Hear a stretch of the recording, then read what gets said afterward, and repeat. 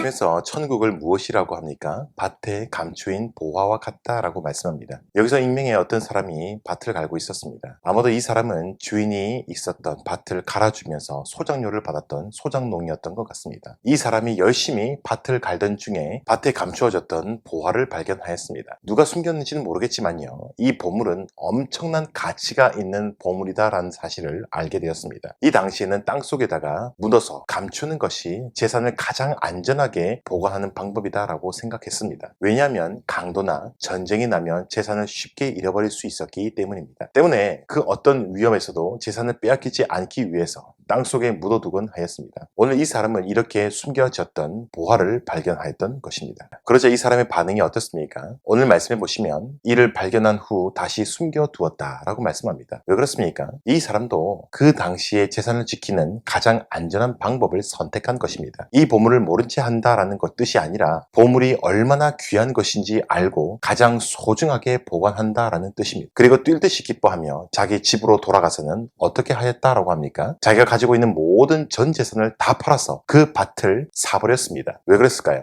왜냐하면 이 사람은 밭에 감추어진 이 보물이 이 밭을 샀을 때의 가격보다도 훨씬 비싸고 귀한 것이다 라는 사실을 알았기 때문입니다. 자기가 가지고 있는 모든 것을 다 희생해서 이것을 사기에 충분한 가치가 있다는 것을 그가 깨달아 아는 것입니다. 이 비유의 말씀은 무엇을 의미하는 것입니까? 오늘 이 비유를 해석을 할 때에 놓쳐서는 안 되는 중요한 사실이 있습니다. 이 비유는 바로 천국, 하나님 나라에 대해서 말씀하는 것이다 라는 사실입니다. 천국은 마치 밭에 감추인 보화와 같다라고 말씀하고 있습니다. 그런데 이 보화가 처음에는 어떠한 모습으로 있었다라고 말씀합니까? 바로 밭에 감추어져 있어서 아무도 모르는 것이었습니다. 바로 천국이 이와 같습니다. 천국은 우리 가운데에 이미 감추어져 있습니다. 분명히 있는 것인데 감추어져서 우리 눈에 보이지 않을 뿐입니다. 왜냐하면 예수님께서 오신 순간 이미 천국은 우리 가운데에 침투해 들어왔기 때문입니다. 천국에 대해서 여러분 자주 오해하는 것이 있습니다. 천국은 죽어서나 가는 저 멀리 있는 알지 못하는 것이다 라고 생각하기가 쉽습니다. 이것은 천국을 반만 보고요, 반은 버리는 행위입니다. 50점짜리다 라는 것입니다. 천국은 예수님께서 오신 순간 이미 이 세상에 도래하였습니다. 그래서 예수님께서 공생애를 시작하시면서 가장 먼저 외치셨던 중요한 말씀이 무엇입니까? 이때 예수께서 비로소 전파하여 이르시되 회개하라 천국이 가까이 왔느니라 라고 말씀하셨습니다. 여러분, 천국은 이미 우리 가운데에 가까이 와 있습니다. 어느 정도입니까? 바로 등 뒤에 붙어 있습니다. 그러나 천국은 모든 사람에게 다 보이게 있는 것이 아닙니다. 오늘 밭에 감추인 보화처럼 우리 가운데에 숨어 있습니다. 분명히 예수님께서 이 세상에 오신 순간 천국은 이미 왔으나 이미 온 천국은 은밀하게 숨어 있습니다. 분명히 오늘의 보화처럼요, 아주 가치 있고 귀한 것인데 아무나 찾을 수 없도록 우리 가운데에 숨어 있다라는 것입니다. 이런 천국에 대해서 사람들은요, 두 가지 반응으로 나타날 것입니다. 이미 임한 천국을 발견하고 기뻐하는 사람, 이미 온 천국을 발견하지 못하고 아직도 헤매는 사람입니다. 여기 이 자리에 앉아있는 우리 가운데서도 분명히 이런 사람들로 갈린다라는 사실입니다. 아무리 교회를 오래 다녔어도 성경 공부를 많이 하고 지식이 많은 사람이라고 할지라도 여러분 가운데에는 천국을 발견한 사람과 발견하지 못한 사람이 분명히 있다라는 사실입니다. 그러면 이미 가까이 온 천국을 우리가 어떻게 발견할 수 있겠습니까? 그것은 회개하는 것입니다. 나의 삶의 방향을 완전히 바꾸어서 회개하는 것입니다. 그리고 어린 아이처럼 그것을 받았을 때에 비로소 천국을 발견할 수 있는 것입니다. 육안으로 보이지 않았던 천국을 믿음의 눈으로 바라볼 수 있게 되는 것입니다. 한 가지 더 살펴볼 것은요, 오늘 비유에 나온 사람의 반응입니다. 밭에 감추인 보화를 발견한 사람의 반응을 우리가 좀 주목할 필요가 있습니다. 이 사람은 보화를 발견하고서 어떻게 하였습니까? 감추었습니다. 이것을 오해해서 자신이 발견한 천국을 혼자 몰래 누리겠다고 생각하고 있는 것은요, 큰 착각입니다. 다른 사람들에게 전도하지 않는 이기주의자를 이야기하는 것이 아닙니다. 땅에 감추는 것은 그 당시에 재산을 지키는 가장 안전한 방법이다라는 것입니다. 가장 소중한 것이기에 이렇게 가장 안전한 방법으로 그가 보관한 것입니다. 이것이 무슨 뜻입니까? 이 사람은 천국의 가치를 충분히 인정한다라는 것입니다. 천국을 발견하고서 하찮고 귀찮은 것으로 무시하는 것이 아니라 너무 소중해서 견딜 수가 없다라는 것입니다. 여러분들이 가지고 싶었던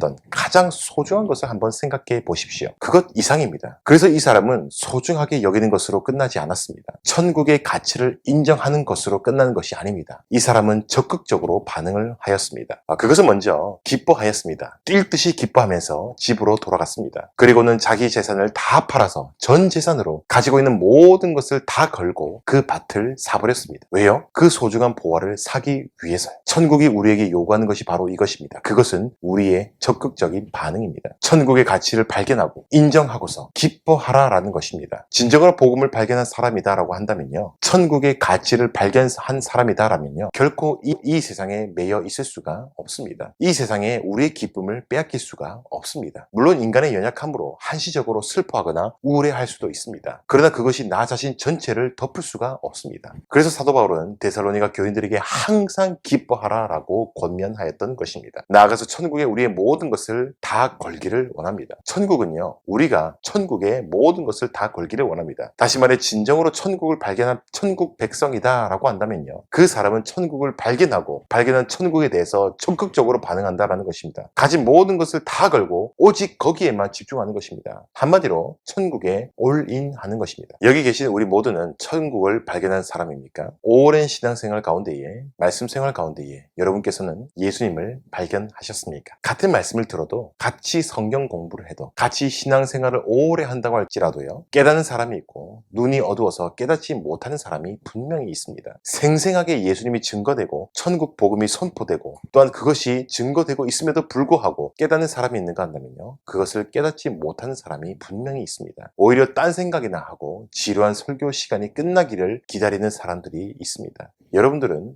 어느 편에 서 계십니까? 사실 이것을 우리가 노력하고 우리의 의지로 믿는 것 같지만요, 사실 그렇지 않습니다. 말씀을 듣고 깨닫게 하시고 은혜 받게 하시는 것은 전적으로 성령의 역사입니다. 성령님의 역사다라는 것입니다. 성령께서 은혜를 우리 가운데 베풀어 주셔서 어떤 이에게는 영적으로 닫힌 눈을 열어서 하나님의 말씀과 천국 복음을 깨달아지게 하는 역사가 있게 하고요, 다른 한편에는 영적인 눈을 열어주시지 않아 깨닫지 못하게 하십니다. 하나님의 말씀, 천국 복음은 모두에게 다 뿌려지는 것 같지만 또한 모두가 다 믿는 것은 아니기 때문입니다. 하나님께서 원하시는 자들만 말씀을 듣고 믿을 수가 있는 것입니다. 이는 이사야 6장에서도 예언된 말씀이었고요, 예수님께서 비유의 말씀을 하시면서 우리 가운데 주어졌던 말씀입니다. 예수님께 제자들이 어찌해서 선생님 비유로만 말씀하십니까? 라고 할 때에 주님께서는 이렇게 말씀하셨습니다. 대답하여 이르시되 천국의 비밀을 아는 것이 너희에게는 허락되었으나 그들에게는 아니 되었나니 무릇 있는 자는 받아 넉넉하게 되되 없는 자는 그 있는 것도 빼앗기리라. 그러므로 내가 그들에게 비유로 말하는 것은 그들이 보아도 보지 못하며 들어도 듣지 못하며 깨닫지 못함이니라 라고 말씀하셨습니다. 그러면 우리가 말씀을 듣고 은혜 받고 깨달아서 주님 만나고 천국을 발견하는 일은 사실 우리에게 달린 것이 아니라 오직 하나님께 달려 있는 것입니다. 우리가 믿을 때의 그 믿음조차도 하나님께서 우리 가운데에 은혜로 주시는 선물이기 때문입니다. 그저 우리가 할 수 있는 것은요, 우리로 깨닫게 하실 수도 있고 깨닫지 못하게 하실 수도 있는 절대 주권의 하나님만을 겸손하게 의지하는 수밖에 없다라는 겁니다. 그러므로 우리는 하나님 앞에 늘 겸손하게 은혜를 구해야 됩니다. 우리 하나님께서는 자비롭고 은혜롭고 노하기를 더디하시는 은혜가 풍성하신 하나님이시기 때문입니다. 마지막으로 말씀을 깨닫고 예수님을 발견한 사람, 천국을 발견한 사람은 그것이 얼마나 귀한 것인지 알아서 자기를 다 버리고 그것을 따라갑니다. 이를 자기 부인이다 라고 합니다. 자신의 성질이나 고집도 버리고요, 자신이 소중하게 생각하는 모든 것들을 다 버립니다. 왜냐하면 이제는 자신이 가장 사랑하고 의지하는 대상을 오직 예수님으로 두었기 때문입니다. 예수님을 믿는 사람이라고 한다면요, 세상의 재미에 빠질 수가 없고 세상에 자신의 목적을 둘 수가 없습니다. 자신이 하는 학업과 직장 생활, 결혼 생활이든지 무엇이든지 다 단지 인생의 과정일 뿐이지 인생의 목표가 될 수 없기 때문입니다. 우리의 진정한 목표는 예수 그리스도이시고 천국이기 때문입니다. 그 마지막 목표를 위하여서 함께 달려갈 수 있는 저와 여러분 될 수 있기를 간절히 소망드립니다. 감사합니다.